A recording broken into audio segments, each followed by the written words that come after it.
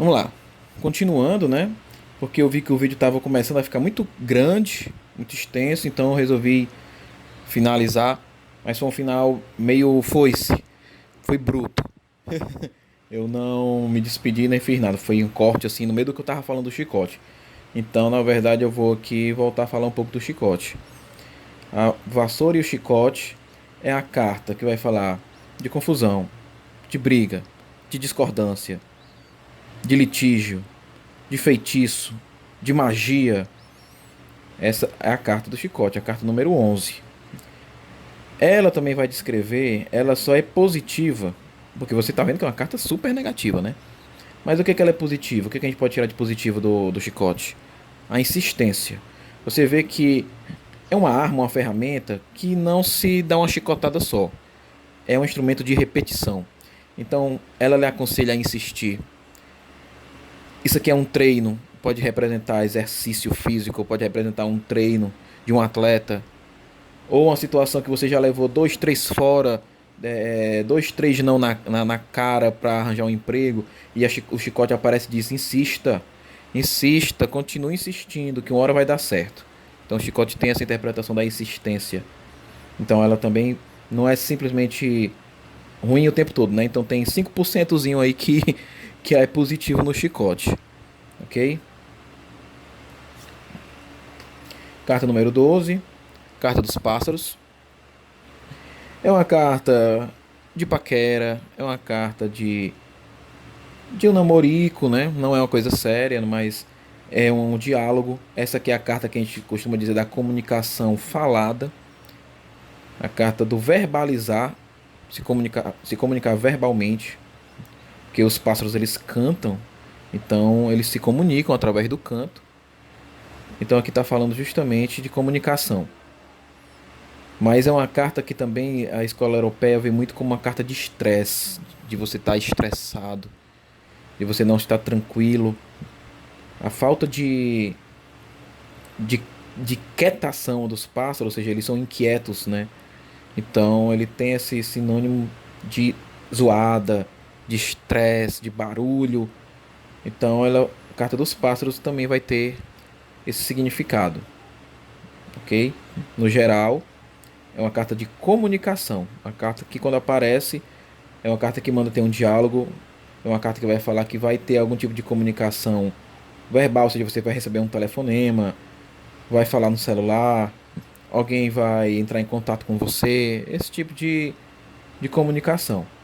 Mas, lógico, sempre vai depender das cartas, né, do que estão do lado, para ver se vai ser uma comunicação positiva ou negativa, mas é uma carta de comunicação.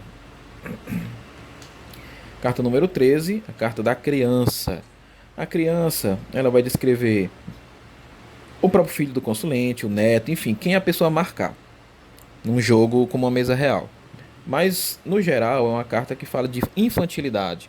Quando o nosso consulente está sendo infantil, ele está sendo imaturo, ele está sendo irresponsável. Ou seja, é algo pequeno, né? Então a criança vai falar de coisas pequenas, coisas também que vão, que por serem pequenas ainda vão crescer, que precisa de uma maturidade, que precisa esperar o tempo adequado. São novidades, é uma carta de início, início de algo. Dependendo da carta que está do lado, vai dizer que seria esse início, né? A carta então vai falar de um início, de uma novidade, ou seja, algo novo, algo no início que vai crescer, ok? Carta número 14, a raposa. Raposa é uma carta na escola brasileira muito associada aqui à perseguição. A raposa, ela vai lá perseguir o que? A presa. Tanto que aqui nesse baralho do frente cartão, ele tá aqui com a galinha, né? Que é a presa. Ele caçou e pegou aqui para comer a galinha. Então a carta vai falar aqui de armadilha. Porque a raposa ela fica à espreita. Ela não age de qualquer forma. Ela estuda. Ela vai ver qual a melhor estratégia para ela usar para poder caçar a vítima dela. Então, é uma carta que vai falar de você ser esperto, lhe aconselha a ser esperto, lhe aconselha a ficar de orelha em pé. É a carta que, em relação ao trabalho, do trabalho autônomo daquela pessoa que trabalha sozinha. Mas É uma carta de engano, é uma carta de falsidade. Em relacionamento, é uma carta de mentira. Uma carta que está falando que a pessoa está enganando a outra. Então você vê que é uma carta que tem significados bem distintos. Também é uma carta bem complicada. Que vale também um vídeo só sobre a raposa. Mas no geral é isso. É engano, é mentira, é trapaça. E descreve uma pessoa extremamente esperta, né? Uma pessoa mesmo do marketing. Olha, eu sou formado em marketing, então não estou dizendo que o marqueteiro é ruim, não. Estou dizendo, não confunda as coisas. É questão mesmo administrativa que a raposa ela é espertíssima, né? É a carta que fala da pessoa que já vê lá na frente, né? Já tem uma visão ampla das coisas. Carta do urso, carta número 15. Essa carta vai descrever, primeiramente, algo lento. O urso ele é gordo, ele é pesado, então é uma situação que vai caminhar lentamente, então é uma carta de demora. É uma carta que vai falar de superproteção, é uma carta que vai descrever às vezes o pai, a mãe da pessoa, os pais da pessoa, mas muito mais ligada à mãe, que é aquela que é super protetora. Na escola brasileira vai ter muito significado de falsidade, daquela história do abraço de urso, né, que na frente abraça, mas querendo matar no acocho. Nos relacionamentos, carta de ciúme, de extremo controle daquela pessoa possessiva e que pode se transformar até numa pessoa violenta. Esse é o urso. Mas a escola europeia também tem fala que o urso também é, antes de tudo, dinheiro. Financeiramente é uma carta boa, de poupança, de bens, de bons recursos. Porque o urso é a carta que nós chamamos da carta da administração. Porque o urso, para ele poder hibernar, ele administra o tempo dele, ele se alimenta, ele se prepara todo para poder hibernar. Então é a carta que fala de administrar, seja lá o que for.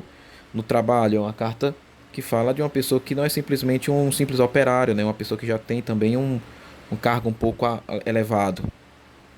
Entendeu? Então tem todos esses significados aqui o urso. Carta número 16, carta das estrelas. As estrelas é a carta tema da espiritualidade, então na mesa real você vai olhar em que casa, né, a carta das estrelas caiu e vai ver como é que está a espiritualidade da pessoa. Mas no geral é uma carta que fala das nossas aspirações, dos nossos desejos. A gente sempre olha para o céu, olha para as estrelas desejando, a gente olha para as estrelas sonhando. Então é uma carta que vai falar de sonho, vai falar de tudo aquilo que a gente deseja, né, que a gente pede para a espiritualidade para prover, né? Enfim, é uma carta super positiva, uma carta que dá esperança, que dá sucesso, que dá brilho, né? As estrelas elas brilham. Então, se você vai fazer qualquer tipo de pergunta, se vai conseguir alguma coisa, se vai ter prosperidade, seja lá no que for, aparece as estrelas, é um sim, é um com certeza, né? Sua estrela está brilhando, né? Então, aproveitar. Então, as estrelas têm esse significado. Carta número 17, a cegonha, vai falar de quê? De coisas inesperadas e boas surpresas também. Se essa carta vem acompanhada da criança, ela vai falar de gravidez. Mas, logicamente, tem que ter todo o contexto. Eu só estou dando exemplo do vindo com a criança seria gravidez, porque tem aquela imagem, né, da cegonha trazendo no bico o bebê. Então, tem muito essa interpretação de surpresa e de coisas inesperadas por conta disso. Então, a cegonha sempre vai ser uma mudança drástica, uma mudança rápida. Eu falei que o navio era aquela mudança lenta. Aqui, a cegonha é uma mudança rápida, uma coisa que vai acontecer do dia para a noite, uma coisa muito, muito veloz. E uma mudança também, logicamente, você vai ver, dependendo da carta que está do lado, se é uma mudança boa ou uma mudança ruim. E o que seria essa mudança? Mas aqui, surpresas acontecendo na vida do consulente. Uma mudança bem drástica na vida dessa pessoa. Carta número 18, do cachorro. Cachorro é lealdade, cachorro é fidelidade, cachorro é amizade. É tudo de bom. Cachorro é tudo de bom. Ele pode estar representando o próprio cachorro. Lembra quando eu falo que o Petit Lenormand às vezes é literal. Então pode representar o próprio cachorro. Eu, quando quero saber algo dos meus cachorros, é impressionante. Quando eu jogo para saber algo sobre os cachorros, sempre na tiragem aparece o cachorro. Sempre. Eu tiro sempre 5 cartas para fazer perguntas diretas. E sempre, quando eu pergunto sobre os meus cachorros, aparece essa carta acompanhada das outras. Então, a carta que vai falar do cachorro, do gato, ou seja, do animal doméstico da pessoa. E vai falar das amizades. A carta tema das amizades. Se você quer investigar uma amizade, você vai olhar onde o cachorro caiu. No relacionamento, o cachorro vai falar fidelidade, vai falar de lealdade. A não ser que esse cachorro, no relacionamento, esteja sendo descrito pelo quê? Pela raposa. Está sendo o quê? Um falso amigo. Né? Uma lealdade mentirosa. Então, como eu estou dizendo, nenhuma carta trabalha só. Tudo depende do contexto. Mas, no geral, uma carta de amizades, fidelidade, lealdade, companhia, apoio. Tudo que você imaginar. Olhe para um cachorro que você vai entender o que é que essa carta quer dizer. Carta número 19, a carta da torre. Também tem um vídeo onde eu já expliquei bastante sobre a torre, que é uma carta super complicada. Ao meu ver, é a carta mais difícil de se interpretar no Petit Lenormand, porque vai ter interpretações muito diferentes, dependendo do setor. No geral, é uma carta de solidez, de estrutura. É uma carta também que vai falar nos relacionamentos de distanciamento, de separação. É a carta tema da justiça aqui na escola europeia. Então vai falar de coisas burocráticas, vai falar de uma separação litigiosa, algo que vai ter que entrar na justiça, ter documentação, coisas burocráticas. Mas no trabalho vai falar de algo que já está estruturado, algo que a pessoa tende a crescer. Vai falar também na escola brasileira de um momento de reflexão, de um momento onde a pessoa vai precisar ter algum tipo de recolhimento para fazer algum tipo de obrigação, né, na Umbanda, no Candomblé. Enfim, é uma carta que tem muitos significados, mas a principal delas eu diria isolamento. É uma carta de isolamento. Última carta aqui desse segundo vídeo, que eu vou dividir em três para não ficar muito grande, que seria a carta do jardim. O jardim é uma carta de encontros sociais. No jardim, né, na praça, que é o local onde as pessoas andam, frequentam, seja um local ao ar livre. Então é uma carta aqui no trabalho, vai falar de reuniões.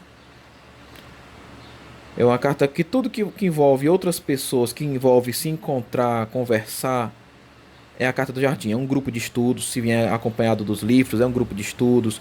Se vier acompanhado do livro também é uma biblioteca, ou seja, um local de livros habitado por muitas pessoas. Então é uma carta que vai falar tudo que tem a ver com o seu social, com o seu meio social.